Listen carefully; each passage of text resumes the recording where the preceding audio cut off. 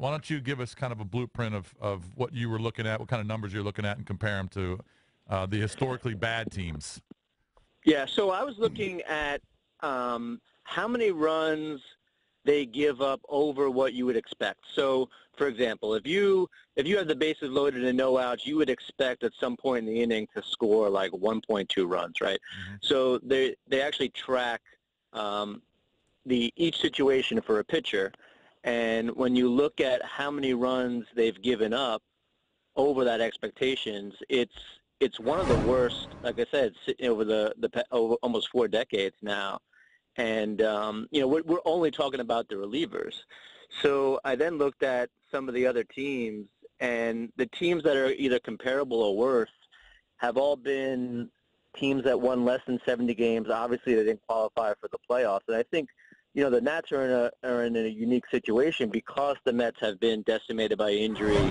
The Nationals are probably going to run away with the division, but I'm not quite sure that they're functioning at the level of a playoff team, and the bullpen is a big problem starting in the 7th inning. So forget about the closer. The 7th and 8th innings are also among the worst in the league this year, and it's just become a big problem. Bullpen's allowing a 281 average with an 821 OPS in the 7th inning alone. That's about the same production that the Rockies are getting from Nolan Arenado, who's a stud, and he's number 2 at his position in the All-Star game voting behind Chris Bryant. So in the 7th inning, they're basically getting tattooed by Nolan Arenado. Is there one particular pitcher that's performing worse than the others when you were studying these?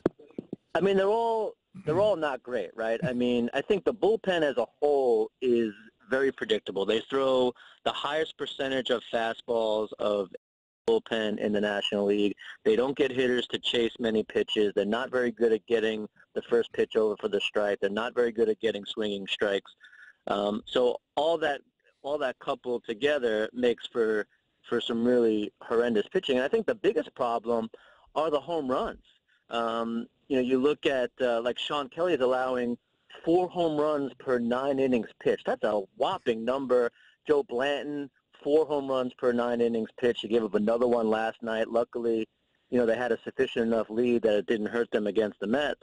But I just think that this is a mediocre bullpen at best.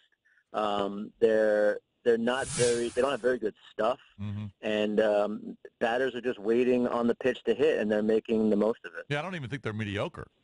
I think they're bad. They strive to be mediocre. I mean, some of the stats are alarming. I mean, the league average for a team allowing home runs per 9 innings is 1.13. All right, so the league average is 1.13 home runs per 9 innings allowed. They're at 1.6. Yeah, and that's also historically bad. Yeah. That's the worst since 2006 when baseball started testing for PEDs. Just to give you an example, like Blake's allowed almost 12 runs more than you would expect based on the number of outs in the inning and the runners on base. I mean, that's almost half his earned runs. Almost half his earned runs are more than you would expect. It's just a bad situation all around. They're not stranding a lot of people on base, and that's just going to be tough to win. And I'm not sure who they can get in via trade. I'm not sure who they can bring up because, yeah, maybe you get a closer and maybe you knock back Coda Glover to the 8th spot, but there's still that 6th and 7th inning that I think is a problem. And, you look at how these starting pitchers for the Nats are being used. They have the highest workload in the majors right now. They're the only starting pitching staff that's averaging over 100 pitches per start. You can't really sustain that through the whole season, I don't think. So even if you do manage to get a guy for the 9th, at some point you have to figure out the 6th and the 7th and the 8th. Joined by Neil Greenberg. He analyzed advanced sports stats for the Fancy Stats blog for the Washington Post. The stat that jumped out at me from the article, and by the way, there are a billion numbers in this article. It's hard to keep track of them all. But the Nats have lost 10 games with their starter exiting the game on record as the would-be winning pitcher. That's an alarming number. Only the Mets have more at 13. I mean, Gio's record could be like 9-1 right now, right, or 9-2. And this is probably an argument for another day. But this is why I'm not a big fan of the pitcher win stat. But I mean, you're and the average starter on the Nats pitches over 6 innings, almost 7 innings a game.